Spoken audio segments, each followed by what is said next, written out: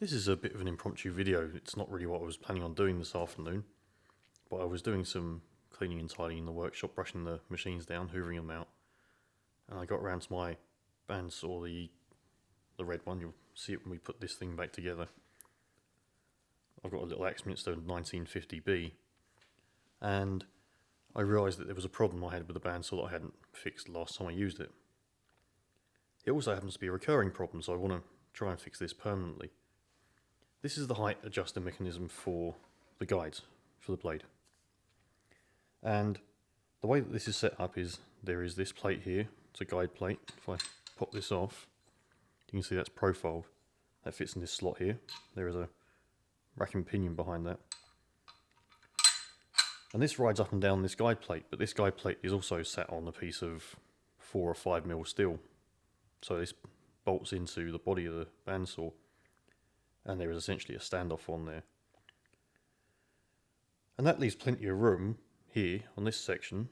Bear in mind, this is about as high as it goes, so this is the most exposed it will be. But that leaves plenty of room here. And at the top here, the plate, I'm not really sure what that plate does, because it looks like the pinion is actually pinned in. There's a plate at the top there, and that has a matching cutout for this particular aluminium extrusion, and that allows dusting. A lot of sawdust. You bear in mind, you've got your wheel here, and that's spinning at 1500 RPM, whatever it happens to be, and it's just chucking sawdust into the top here, in through this gap here, and it jams up. The pinion and the rack jam, you can't move them, you can't do anything, you have to disassemble the top half of the machine to get this out, and even then it's a bit of a fight to get it out. And then you have to clean it all out, put it back together, and so on. That means removing the blade, it means removing the top wheel, and gently coaxing this out. And removing the blade doesn't sound like a pain, but it really is. There's a guard, and you have to turn it round, and you can't just pop the blade off the top. You have to take the whole blade out to get this thing out. So today, hopefully, we're going to fix this. What we're going to do is take this strip of rubber, in true Blue Peter fashion I made earlier, and we're going to cover this section here, all the way up here and along the top here. Now at the top, this screws in, so we'll punch a couple of holes and just screw it in at the top. On this side, I think we'll just use some contact adhesive. I mean, I am half tempted to just tap a bolt in there perhaps, but we'll see how this strip fits once we've removed these two, well, this screw and this bolt, because it is a screw and a bolt for some reason. So we'll pop those out. I'm doing that off camera, it's easier. There we go. And what side are we using for that? We'll pop this off. Is that a... Oh, it's a nut on there as well.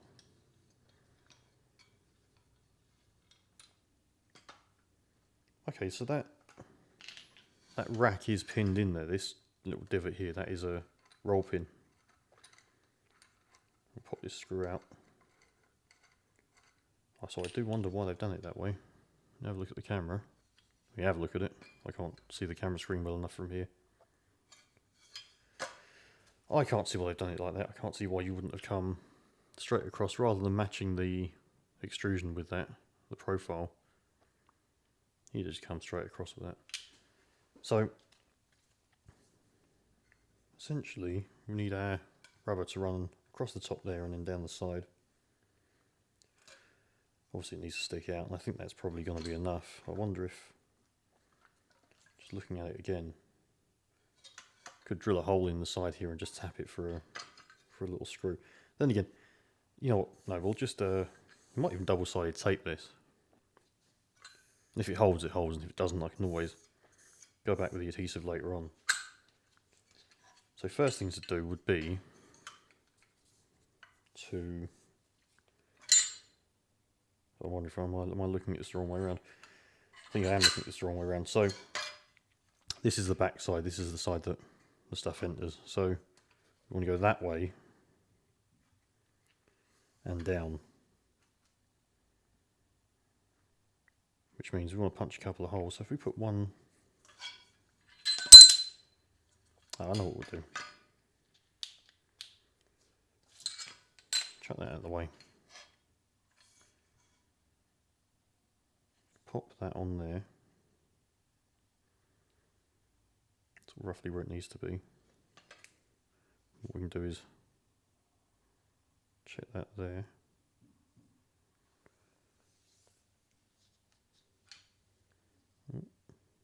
Like so. Make a couple of marks.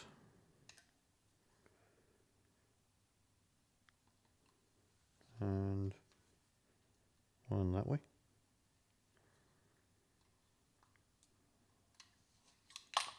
And I'll take my extraordinarily budget hole punch. It's one of those little Aldi kit things. It's supposed to be for fabric, it was terrible for fabric. Looks like it's not much better for rubber. Can't actually see where the mark is there. Oh, there we go. There we are. And yeah, close enough. So what we'll do is put those screws back in. So we'll double check I've got this the right way around. So that's that way round. And which screw was which? So that's that side. That's that end.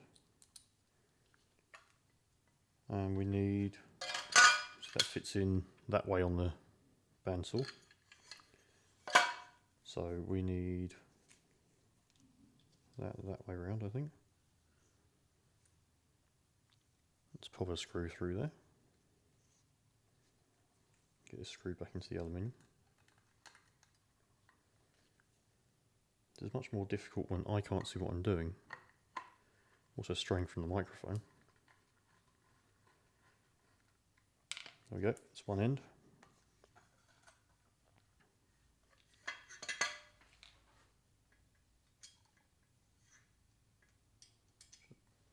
Should have punched a bigger hole there.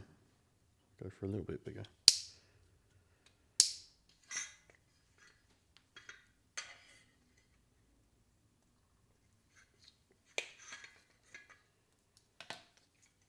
Only slightly missed there. There we go.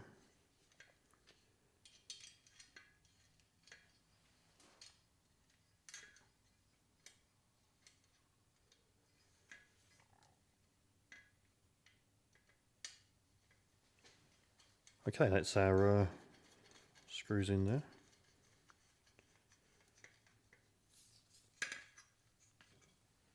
And tighten that up.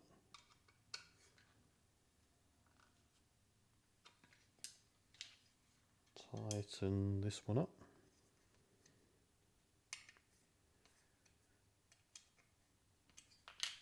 There we go. What we'll do is put a bit of double-sided tape on here, down to about there.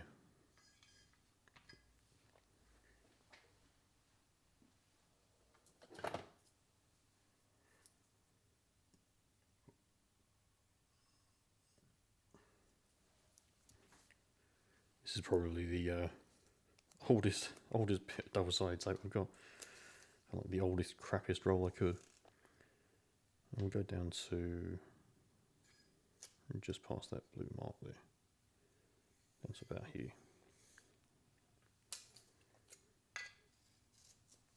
And the reason I'm videoing all of this rather than being like, hey look, here you go, I found a solution, here is a 2-minute video, is that I don't know if I have found a solution. This may well not work. Also, I know that I'm going to have sawdust stuck down the back here. Now that I've done that. So if we just cut that about there. This might not work. Might be a total failure. I do have the feeling that this double-sided tape is not going to stick well to the rubber there. I think that's going to come off. Like I said, if this doesn't work, at least I haven't got to scrape the stuff off. If it does work, I can just put some decent adhesive on there. That's it. That's the entire solution. That's the whole thing. So now, what we've got to do is go and put this back on the machine. Replacing the guide is fairly straightforward. There's the guide plate, which slots on here, and there are 2 bolts holding that on. As you can see, this is the standoff I was talking about. It's welded onto the body. So there are just these 2 bolts to put in. Then we slide this up into position, putting our pinion back on. That just slides over like that, and you can pop that into place. Pass that through the hole in the guide plate, and we put the pinion knob back on, and that has a couple of flats which just sit over a couple of flats on that shaft itself. Spring, washer, and then there's a tightening knob there. And tighten all that down, that's all that really keeps it in place. And there we go. I've got the machine reassembled. New blade in there. We'll drop the adjuster down, tighten it all up. And we'll run this bit of scrap through a couple of times, see if we can get any sawdust piling up on the back of this.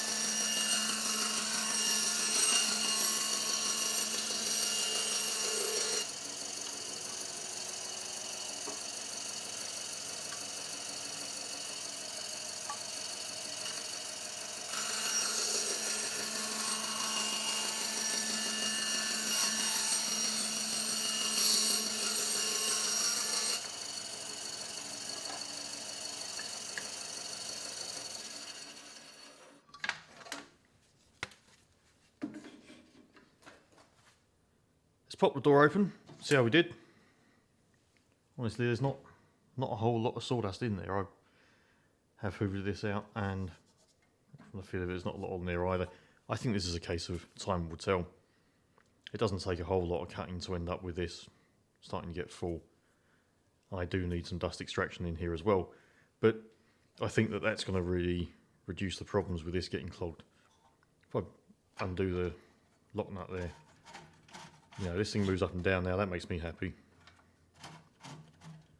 One thing you've got to watch with this is that the lock nut on the adjusting knob will lock as you turn it up. As you bring the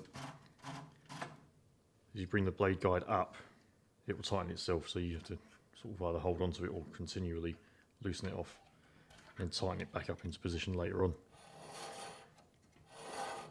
Yeah, I think that's alright. I'll probably do an update on this at some point. Next time I clean it out, I'll take some photos, I'll take a bit of video and show you whether that worked or not. But for the moment, hopefully it looks like it should do its job. I didn't do a proper review of this machine, maybe I'll do that at some point. But for now, yeah, I'm happy with that fix.